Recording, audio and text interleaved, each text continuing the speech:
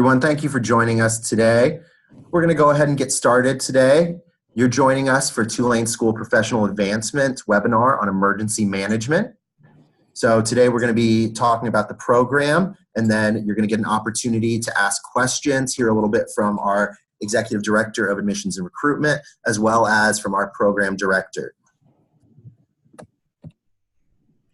Hi, everyone. My name is Sheila Gold. I'm the Executive Director of Admissions, and you're going to be hearing from several administrators and staff members today about our program. We're thrilled that you're joined us. Our specific agenda for the day is who we are, who is the School of Professional Advancement at Tulane University, a little bit about our history and what we offer and our mission in the school. You're going to hear specifically about our program today. You're going to hear about how we support students, how we help you be successful and become graduates once you've started the program, and also how to apply to our program, as well as the application process. You're going to hear a little bit about some scholarships that we have to offer, tuition and financial aid opportunities, and then of course we will have question and answer time. Please look at the bottom of your Zoom screen if you're not familiar with Zoom. There's a chat function at the bottom as well as a Q&A button. In either of those areas you can go ahead and pose a question, and we will be keeping track of those. And then at the end of our webinar, you can expect that we will read some of those questions back and answer those for you. So let me tell you a little bit about myself. I am Sheila Gold. I'm the Executive Director of Admissions at Tulane School of Professional Advancement, and I'm also here to work with Chris Lloyd, who's our Admissions Associate, who is going to be helping us behind the scenes a little bit today. And so Chris will also be helping answer some of your questions towards the end. And the most important thing for you all to remember from this webinar is that there are a team of people to help you at SOPA not only apply to the program, but also to help you be successful as you're moving through the application process. We are here to help you fill out the application, to help you submit the application, to help you navigate the financial aid process, and then we also help you meet your advisors who are also here to help you be successful in your program. So that's a little bit about me. I am a Tulane graduate myself. I actually have 3 degrees from Tulane, so I love the school. And I hope that you all will come experience a Tulane education as well. So it's fun for me to be able to share what I know is great about this school and hopefully encourage you all to do the same. Chris, do you want to share a little bit about who you are? Thank you for that introduction, Sheila. My name is Chris Lloyd, and I'm an admissions associate here at Tulane University School of Professional Advancement. So I work very closely with all of our applicants as well as our students who are going through the process, evaluating what their school options are, and then our larger community. So you may see me out and about at our alumni events if you're in the greater New Orleans area. You may also see us at some of those functions around the Tulane community. We're joined today by Dr. Nina Cleveland. Nina, could you please share a little bit about your background with us? Certainly. Hi, everyone. It's good to see everyone here today. As Chris said, my name is Dr. Nina Cleveland. I am originally from Athens, Georgia. I come from the University of Georgia, and my background is public health, emergency preparedness, and response. From the practice side of things, I worked in nursing and social work for close to 20 years, and then made a career change into public health, and more specifically, public health emergency response. I worked at local district level public health EPR, and also at the CDC at Quarantine and Border Health Services. So I just came to Tulane about 11 months ago, and I'm glad to be here, and welcome to everyone. Thanks, Nina. So just a little bit of history about the School of Professional Advancement. So the Tulane University itself, the larger university, was founded in 1834 as the Medical College of Louisiana. It started granting continuing education classes in 1886. And we have had a commitment as a university to educating adult learners for over 130 years. And that's a really important history. We are incredibly committed to helping adults who have been in the workforce but either want to finish a degree. Maybe you started and you have an AA and you want to finish your bachelor's, or maybe you want to go back and get another bachelor's or get a master's degree. We know that many professionals are lifelong learners, and after working for several years, you want to make a pivot in your career. Nina just shared that she was working sort of in social work and nursing. I'm a social worker myself, so I appreciate that background. And she realized through her years of experience that public health is a pretty logical outcome of being a social worker and a nurse. She was already doing public health. And so she wanted to go back and get a degree specifically in that. That is not an unusual story. We see that at SOPA all the time. And so we offer the degrees where you can go and do that. So it's exciting for us to have the kind of students who know what they want to do, have identified the degree, and we have made our degrees accommodating to working adults. So many of our classes, and Chris will touch on this a little bit later, but many of our classes are set up as flexible. They're online, they're in the evening, they're hybrid options. We know what it takes to be a working adult and still be pursuing a degree. So SOPA is committed to helping you get to where you want to go. A little bit about us is that we, in 2017, relaunched as the School of Professional Advancement. We had been operating under another name for many years. And the reason that we felt like a name change and a relaunch was important was because we wanted to be as clear as possible to our students that we had a commitment to professionals, and that we want working adults to gain the knowledge and the credentials, as well as build a professional network so that they can take their career to the next level. So that is what we do here at the School of Professional Advancement. You're going to hear about our degrees, our bachelor's and our master's degrees, as well as many of our professional certificates a little bit later in this webinar, but we're excited to be able to share our offerings with you and help you reach your goals. So I'm going to turn it over to Chris to share some more about our program. Thank you, Sheila. So a little bit about the structure of our classes and our offerings. So we offer fully online programming at the master's level. At the bachelor's level, you have combination classes where you're going to be taking some of your coursework in that online format and then some of it on on-campus format. For those of you that are joining us for on-campus programming, you'll typically be taking classes during the daytime or evening. So you'll have typical class load would be you meet once a week. It's going to be from 6 p.m. to 8:50 p.m.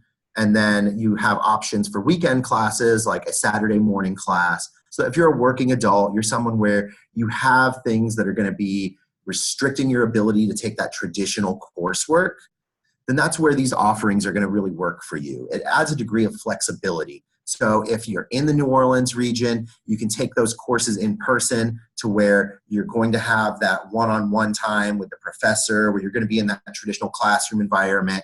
And then for those of you outside of the Gulf Coast region, you can still get a lot of that same effect through our teleconferencing, to where you have a web-based class with discussion boards. There may be synchronous or asynchronous coursework, to where you're either in that live classroom environment with the professor, or to where you have recordings and materials that are provided to you ahead of time.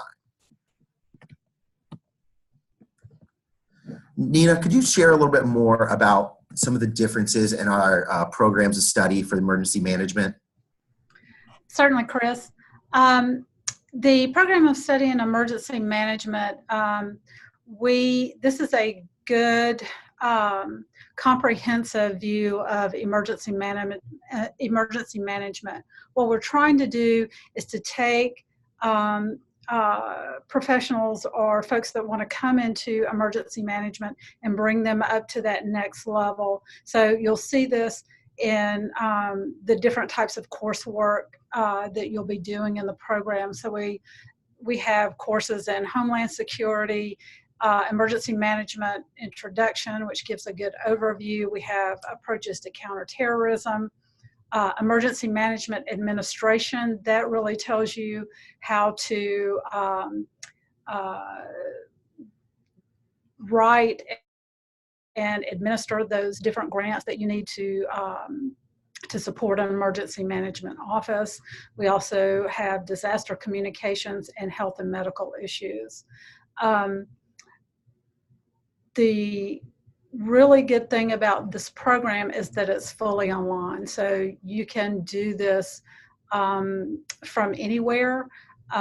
We have put a lot of effort and resources into building these online courses so that they are extremely engaging, not only between instructor and student, but between student and student. We've also put a huge emphasis on a service component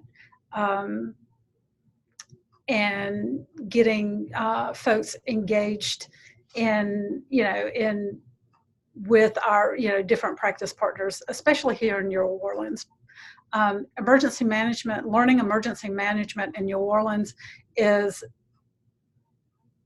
amazing. I mean, we have everything here. Most people think about New Orleans and Mardi Gras and in the French Quarter and all of that, but we have many, many different types of infrastructure here that needs protection, that needs management during a disaster.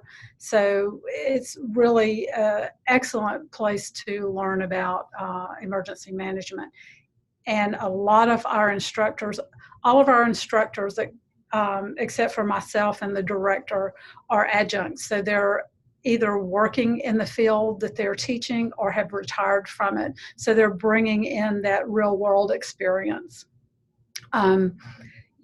This particular program is pretty prescriptive. You have the ability to take 1 or 2 elective courses, but that's done by design so that we make sure that you get what you need so that you can hit the ground running when you start your when you go into the field or start looking for a job. When we developed these programs, we went out to our industry partners and said, hey, what do you need from students, our students, to come to you and be able to perform these job duties effectively? And we went exactly by what they told us. So that's why the course is so prescriptive.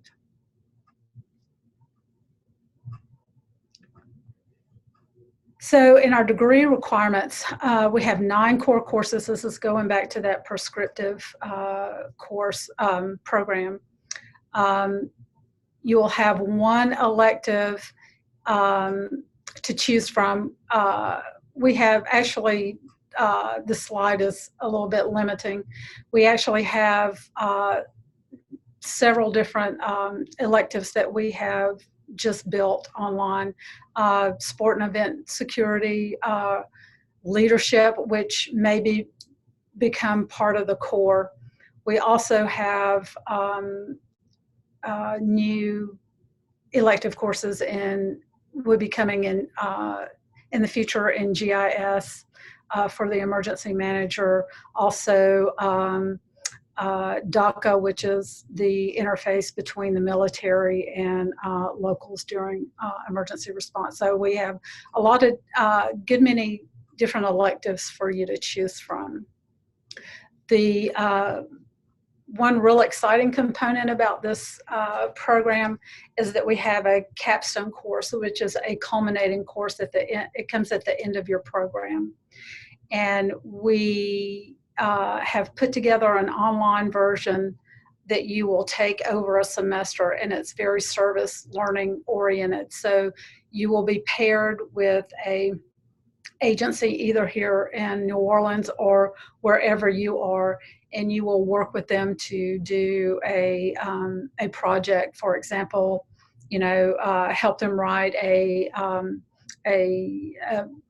one of their planning documents, or help them develop and execute a exercise. Maybe even write a grant to provide for some sort of infrastructure. So we really match you with where you want to be in your career and what you want to get a skill set in. And or if you have a particular entity that you want to work with, we can certainly do that. We are working on having a on-ground portion of this, so folks can come into New Orleans and really meet and greet a lot of the industry partners here and develop that networking. If you're not a part of emergency management already, you will learn that the number one skill that you need coming out of this is ability to network and know the different industry partners that you're working with. We call it trading, you want to trade business cards before the event. And this residency piece helps you get a foot in the door to start doing that. We also have another component that's really exciting that's new.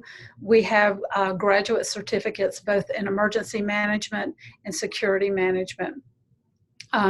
These graduate certificates are 4 courses each, and it gives you, say, maybe you're working in a different field, but it's kind of related and you're interested in emergency management, but you're not quite sure you want to do a full master's program. You can start out in our emergency management certificate, take those 4 base courses or first part of the core, and decide whether it's a good fit for you. And if it is, you can take the second, the advanced core, which is that second part of the core. And then if it's something you feel like you really want to do, those courses will go towards your master's degree. So by the time you finish those 2, you will be a very long way towards completing your master's, just kind of a little one chunk at a time. So we're really excited about those. Some of the career options you can look at completing our master's program, or even some of our certificates, are looking at public and private sector emergency management directors. We're starting to see, with disasters seeming to be more frequent and more intense, we are seeing more agencies, both in the public and private sector, that are requiring emergency management directors. So anywhere from local EMA directors to state EMA directors up to DHS and FEMA. Depending on where your experience level is. We're also seeing folks in the private sector, in private business, in industry. That's where you're getting more into the security management as well. Also, the healthcare industry is a very huge market for these kind of positions. First, with hospitals, their JCAHO requirements are requiring that they have someone within their facility that has that role. And they've been a part of this for a few years. And now we're starting to see nursing homes, assisted living homes, and even some clinics being required to have someone with an emergency management background to make sure that they are planning and exercising and a part of the planning emergency management community. So all of these different types of positions are available to folks who graduate with our degree. And the one I forgot to mention is public health emergency preparedness. And each state, from the state, it kind of mirrors FEMA, from the state to the local public health emergency manager, all the way up to our federal level is CDC and then DHHS. And that's kind of the highlights from our program, and I will turn it back over to Chris.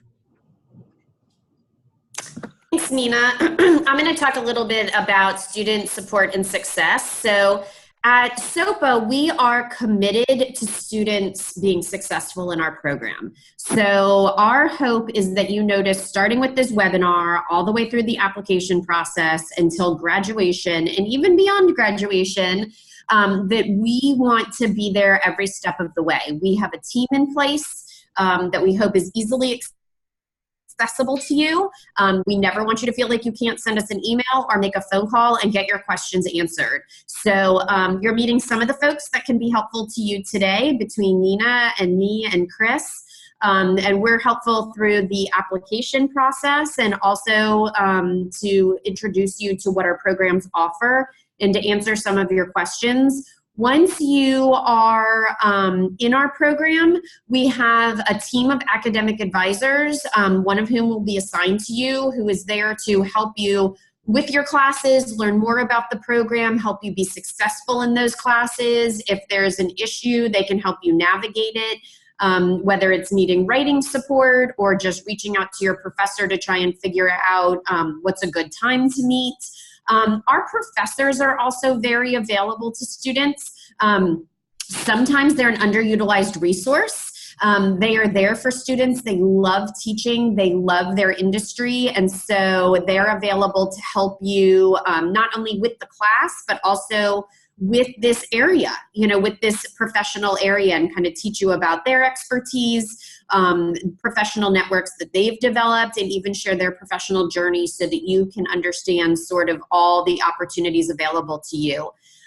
We have a credits for prior learning program, which we'll talk a little bit more about later, but this is an actual class for some students, but it is a program we have in place so that working professionals who have experience in the field can translate some of their work experience to actual classroom credits. This potentially could help you shorten your time in our program. So not only is it a time saving, but a financial saving, because there may be classes that you will not have to take. Like I said, we have expert faculty within our field that are there for you, and we have a professional career advisor that is on staff to help you towards graduation find a job. And then upon graduation, you have our Tulane alumni. And so our alumni network it's an international network actually, but the majority of our alumni are within the United States. And so a Tulane degree is not a regional degree. It is known in all 50 states. We are a Research One university, and we have faculty and researchers all throughout the United States. So if you are calling in from Ohio, or if you live right here in New Orleans, your Tulane degree is going to have the exact same value. So keep that in mind as you're considering applying or registering for classes. that this will connect you to thousands of other Tulane graduates that can also help you through your career. So when you're actually looking at starting that application process for the undergraduate program, it's a really simple process, and it shouldn't take you more than 10 to 15 minutes at the maximum. So to start with, you'll visit our website, which is sopa.tulane.edu, and on there you'll see this Apply tab at the top. From there, once you go in, you start the application process. It's going to ask you some questions up front about your academic history, some of your background, some of those pieces that are really going to add that context and that educational context to help us understand your application and your journey. From there, you pay a $40 admission fee. But for joining us today, we're going to waive that admission fee for you. So if you want to start that application today, it'll be at no cost to you. You'll upload a copy of your government-issued ID. This helps us ensure that it's actually you who's starting this process. And so we're able to see that this is something that you're engaging with. And then from there, you're going to start with those transcripts. So if you have any credits that you're trying to transfer, you've been to other schools, universities, you'll go ahead and order those either electronically or physically. And if you're coming out of high school or haven't started that journey for a post-secondary degree yet, you can provide us with proof of your high school graduation, your diploma, proof of an equivalency degree, and that way we're able to see where you're at and help to evaluate what your next steps are going to be in the process. Once you upload that ID and start working on that transcript piece, you'll want to direct those transcripts over towards our office. If you have that unofficial transcript, it can be really helpful for accelerating the process and helping you figure out what you're, if you're going to be admitted or not. And then from there, you can actually start to plan out your course schedule. Those unofficial transcripts aren't going to be able to allow you to register, but they'll at least allow you to get an admissions decision. So if you're in the process of finalizing one last semester, or you know that your transcript request might take a little bit of time, this can help to expedite the process and give us that conditional or provisional review. If you've got the electronic transcript option, that's always going to be preferred because of the speed. Usually with the electronic transcripts, we're getting those within 24 to 72 hours of you initiating that request, sometimes even quicker. And you're going to send those over to soparecords@tulane.edu. From there, we'll attach it to your application, and we'll be able to get you into that review process. If you have physical copies that you need to send, the address that's listed on this page is who you're going to want to send it to. So that's Tulane SOPA, our academic records department, and then 800 East Commerce Road, Suite 100, here in Harahan, Louisiana, and the zip code is 70123. If you need to look back to get that information for us, you'll find that within our application as well as on our website. But if you ever have any questions about how those transcript requests should be handled, you can definitely reach out to me and I'll help you with that. The application deadlines are going to be that really important piece that you're going to want to keep track of. For those of you that are finishing out a semester now or trying to plan out what your next semester is going to be, you'll probably be looking at that fall or spring application. So with the fall application, if you're doing undergraduate, you have until August 15th, and with graduate, you have until August 1st. For spring, you have until December 15th, and undergraduate until January 1st. The undergraduate degree, you have a little bit more time in order to actually do the application, and then from there, you'll be able to meet with an advisor, get registered, and all those pieces where you're becoming a full student and able to actually start mapping out your educational journey. Those of you that might need a little bit more time to plan out or evaluate when you're going to be starting, you can also plan for that summer of 2020. With summer of 2020, you're looking at an undergraduate deadline of May 15th and a graduate deadline of May 1st. So you've still got quite a bit of time for either of the semesters you're looking at. So with that fall application, you've got close to 6 weeks left, about 5 weeks or so. And then with spring, you've got plenty of time to aim for spring 2020. So if you're still trying to figure out, is this the right program for me? What sort of classes am I going to be taking? Then this is when it's going to be great for you to go ahead and connect with an advisor or a program director. And that way you'll know where you stand and start planning things out. The tuition and financial aid piece, you're looking at an undergraduate rate of $474 a credit hour for fall 2019 and spring 2020. And then at the graduate level, you're looking at $1039 per credit hour. So in terms of that cost, You're looking at typically a 2 or 3 credit course, so you can start to figure out how much your base tuition costs will be before taxes or any of those small fees that you might have otherwise if you're using labs or any of those other service fees. And then from there, you can also look at financial aid assistance. So whether that's federal grants, federal loans, those are all different types of aid that you would qualify for as a Tulane SOPA student.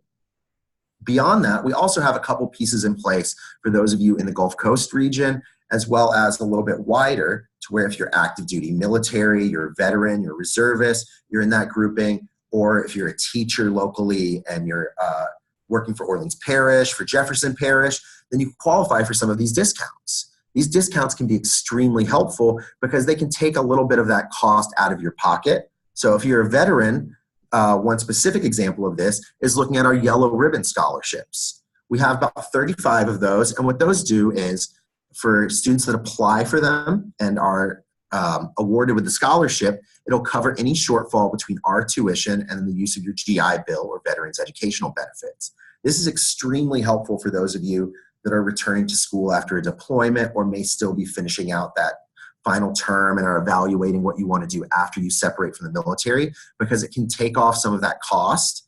And then when you add in that discount that we have, you're looking at very minimal out-of-pocket cost. As Sheila was talking about earlier, the credits for prior learning are a really great way to leverage your professional experience and be able to get through your degree a little bit more quickly.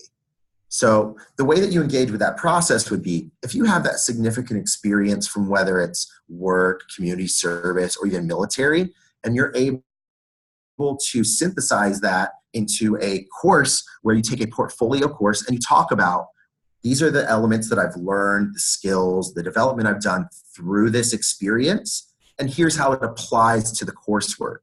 So with that, you're taking a portfolio class where all of that information that you've synthesized is being evaluated to see how many credits can you receive from this? What sort of classes can this help to expedite for me? At the undergraduate level, that's up to 24 credits. So if you're someone where you're taking part-time coursework, say 6 credits a semester, that's potentially up to 4 semesters of schoolwork that you're able to go ahead and accelerate through just by virtue of your experience. And then at the graduate level, you could receive up to 6 credit hours. So this can be extremely helpful if you have a really limited window of time that you're going to be able to take classes, or if you just know that that experience is going to be something that's valuable towards your degree. So we've gone through all the major points of our presentation, and so I wanted to go ahead and open the floor up for Q&A. If you have any questions right now, it's a great time to submit. We don't have anything submitted via the chat or Q&A portal right now, but I wanted to just loop around and cover a couple of the important pieces that we've talked about so far so that we can highlight some of these big pieces. So one that I think is really important that Dr. Cleveland was talking about is the stackable nature of those graduate certificates. That's a way for you to be able to engage with the coursework without having to completely commit to a master's level program. So with that, you're earning those credits, applying them towards that graduate degree for later. So it allows you to take care of that pacing on your own terms to where you're actually able to engage with the coursework in a way and a time frame that works for you. So when you're combining that with online coursework as well, that gives you a lot of flexibility. And then when you have night and evening classes, it means that if you're a working adult and you're using this as part of your professional development or using it towards preparation for a career change, that you've got a lot of opportunities to be able to take the coursework on your own terms.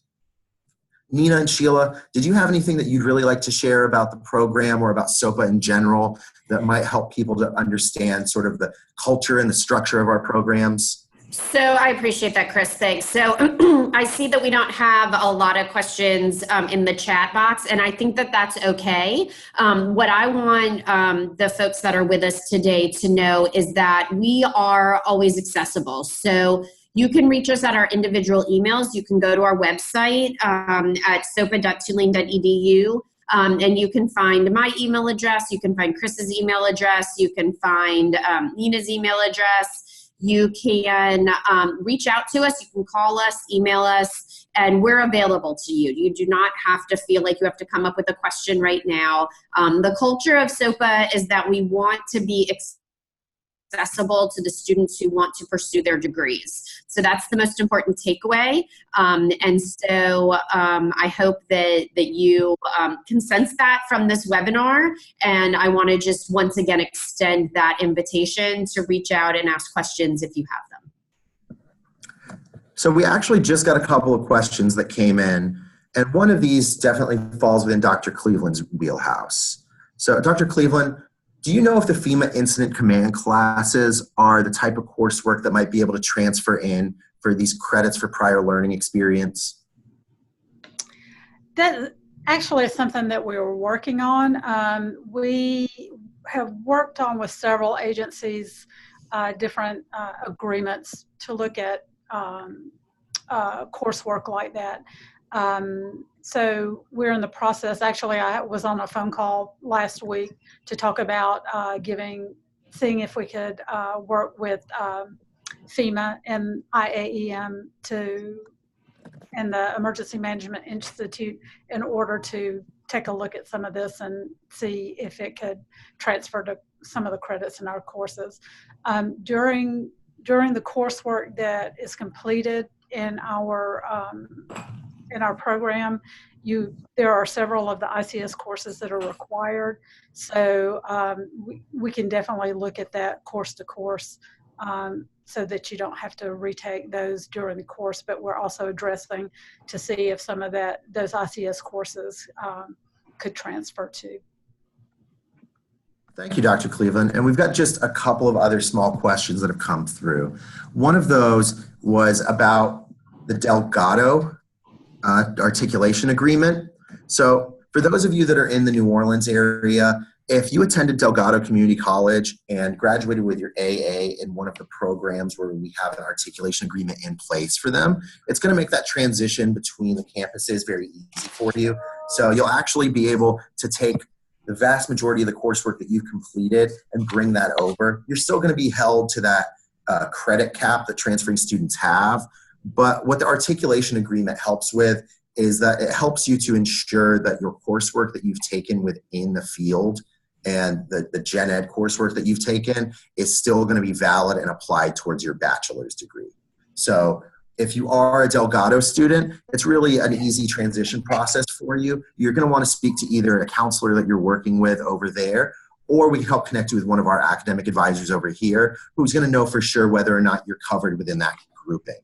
So Chris, can I just jump in for a second? Excuse me. Specifically, the areas that you can get credits for are in our digital design courses, our exercise science program, general legal studies, health and wellness, homeland security, humanities, IT, public relations, and the social sciences. You know, those are some areas that would be appropriate for you to transfer your credits from your AA.